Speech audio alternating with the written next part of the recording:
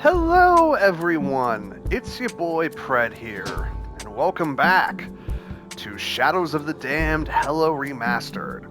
In the last episode, we basically just kept passing through the village, as it were, trying to find our girlfriend who just keeps disappearing at the most inconvenient of times. Ooh, we did find out more about their relationship though, and we also went through a chandelier sequence toward the end that was, it exists. Let's just put it like that. But with all that being said, let's continue, shall we?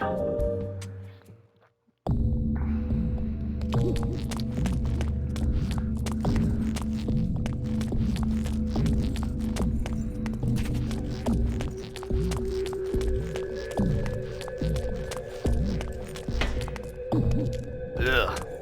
I don't want to know what's in there.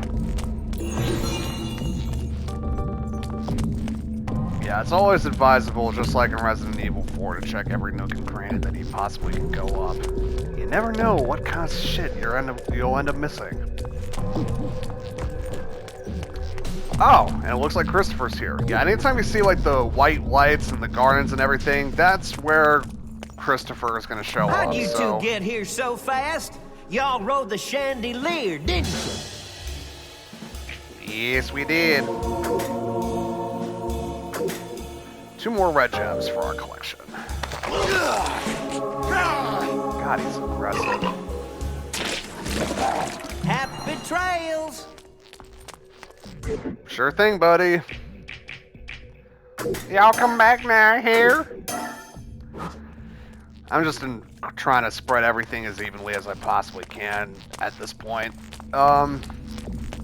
Just because it's kind of the smart thing to do. Like I said, you only get 3 weapons in the game, but you're going to have to divide everything up and use them all in equal amounts of combat and what have you. So it's good practice, that's all. Boss arena time, though. Yeah, spoiler alert, the last levels of any chapter are going to be boss levels, so prepare thy anus for it.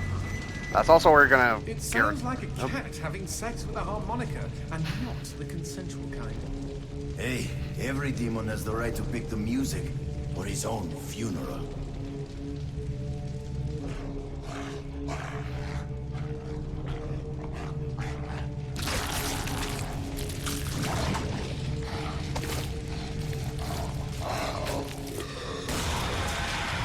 You got issues.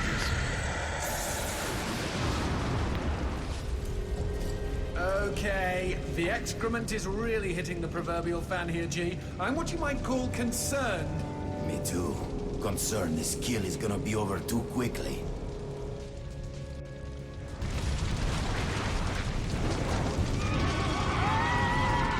Not as quickly as you think.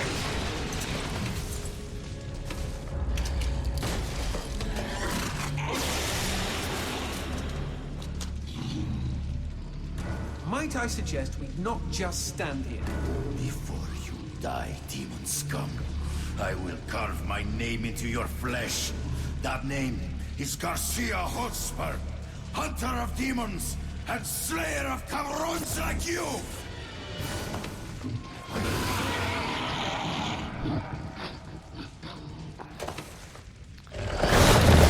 Badass. Alright, so this is our first proper boss fight of the game against George, who is on his horse. His horse is amazing. Not really, his horse is actually a pain in the ass. So, as you might guess, his horse has actually got a gemstone on the underside of his stomach. So we're going to have to take that out first in order to injure the horse and get him off there, because on the horse, yes, our bullets do absolutely nothing. Although he does have a gemstone on his back that can only be shot at by the darkness itself, so his attacks are too hard to avoid, but considering that he is the first boss of the game proper, just trying to time everything is going to be a pain in the going to be a bit of a work. Before you ask, no, you cannot stun him with the light shot. None of the bosses can be stunned with the light shot unless specifically required to do so. You're just going to have to rely on your wits, the environment, and your skill in order to actually get anything done effectively. Is the point. So, we're gonna have to go inside the darkness itself. Oh, we obviously can't stay there for too long. But as you can... Whoop, but as you can see, now we can shoot the thing on George's back, at least temporarily. Although we're gonna have to actually lure him into, like, George's proper himself.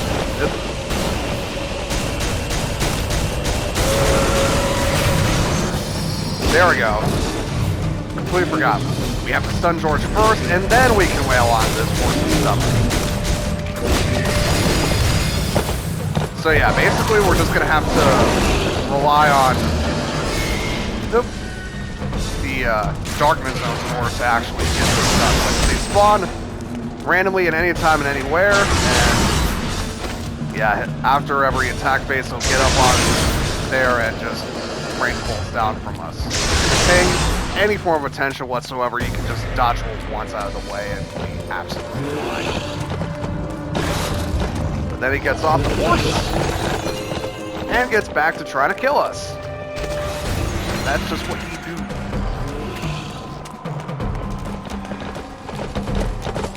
Yep.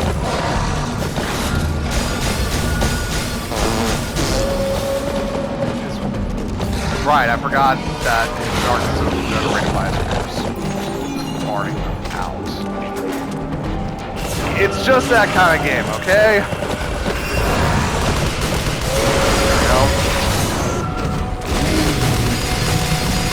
So yeah, you're definitely going to have to rely on the meter a bit throughout this fight, because it's pretty much, not only is it the best weapon for basically stunning George and George giving you good access to the weak spot the quickest, but it also has the biggest magazine, so you can easily just wail on the horse while it's stunned for The mono cushioner is a solid option if you just want raw damage, but as far as DPS potential goes, the Teeter's going to be your best friend.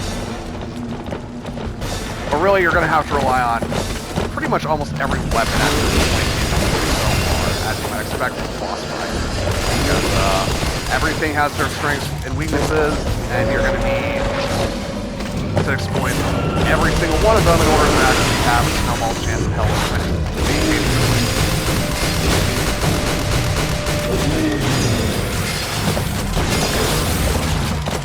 Also, the mono cushioner is a little bit finicky with regards to it actually hitting where it needs to hit.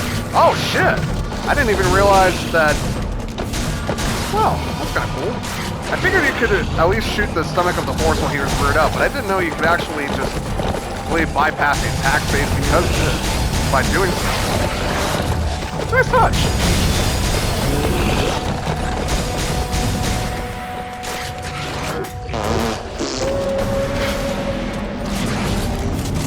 Man, Fred, why do you like a game that has such an immature sense of humor? Well, have you ever seen any of my videos? I'm about as immature as you can get. I still think jokes about this are funny. And I'm nearly 30 years old. Sue me. I know what makes me laugh, and what makes me laugh is just the most stupid shit you can think of.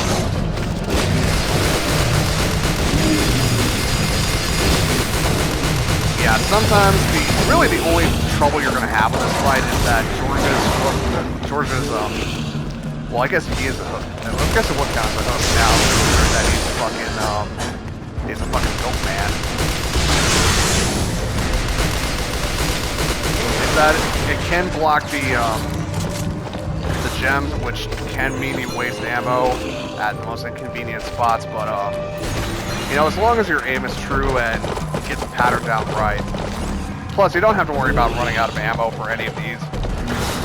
The boxes will continuously regenerate throughout the battle, so you're never short of any form of munitions whatsoever. Some may argue maybe it's a bit too easy, but hey, speaking of stuff not being easy, I have to run my happy ass over there and yep, completely wasted that attack. All about the timing. Plain of sight. Just gotta... And yeah, obviously he generates more portals, so you really gotta do a bit more dodging, which does make it difficult. But as long as you keep wailing on the bastard, it's not...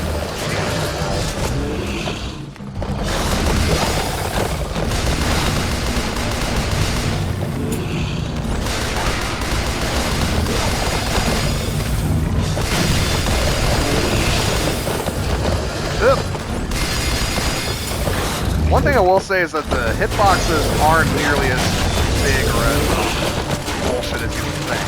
They're actually kind of tight, surprisingly enough. Kind of like Dark Souls, except not really. I mean, it would kind of be like Dark Souls if Dark Souls was a big recruiter, black recruiter, I should say, and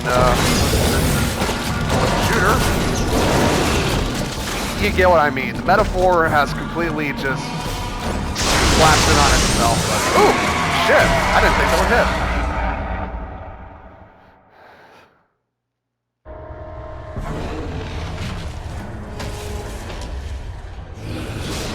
George is not satisfied with eating his own heart, he's gonna eat his horses as well. Because that's just how you show love in the demon world, apparently. Now he becomes Super Mega George! He's gonna rampage through Tokyo and just be a menace.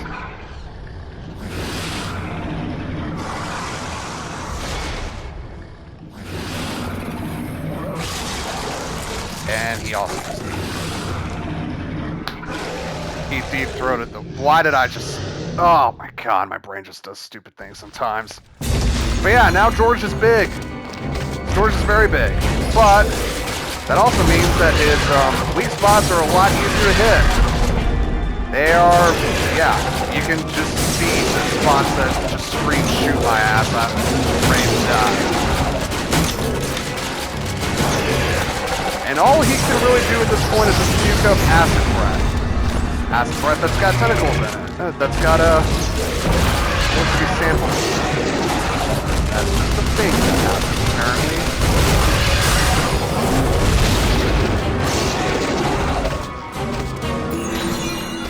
I do believe, yes, there are forms on the back of the house. Forms on the back as well. Yeah.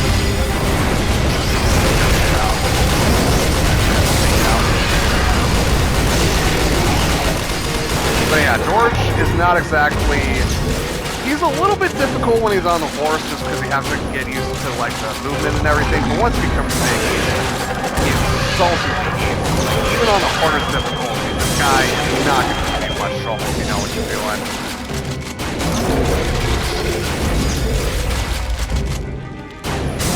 There we go.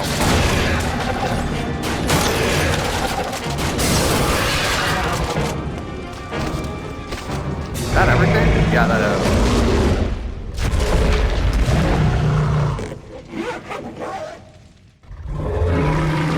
I completely forgot. His darkness.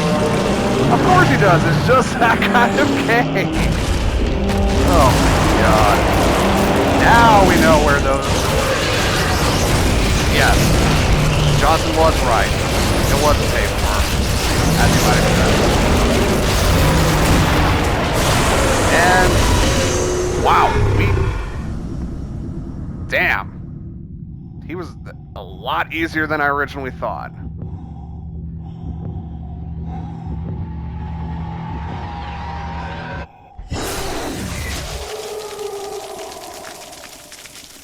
Decapitation! No!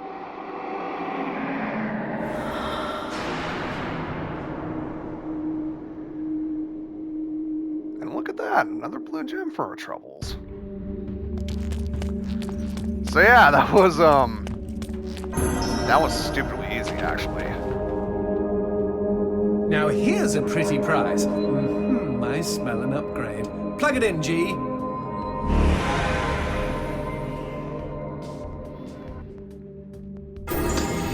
Alright, and with that, we upgrade to the Skull Crusher.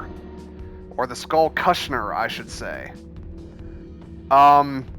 basically it's like the shotgun, but you do way more damage at close range. It shoots out, I want to say 2 skulls at once now, and you actually get more than just it being a glorified blunderbuss. Although I think the magazine capacity to start with is like 3 or 4, I want to say. So not exactly the most generous weapon to have.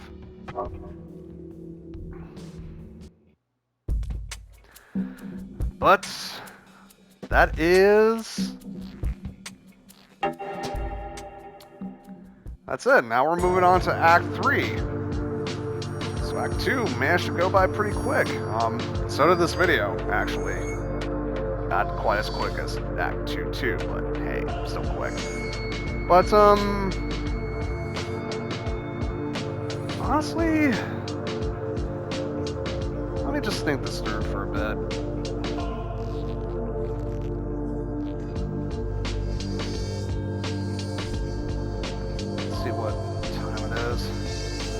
I don't have to be at work tomorrow, so I'm just trying to figure out if it's worth staying up or not.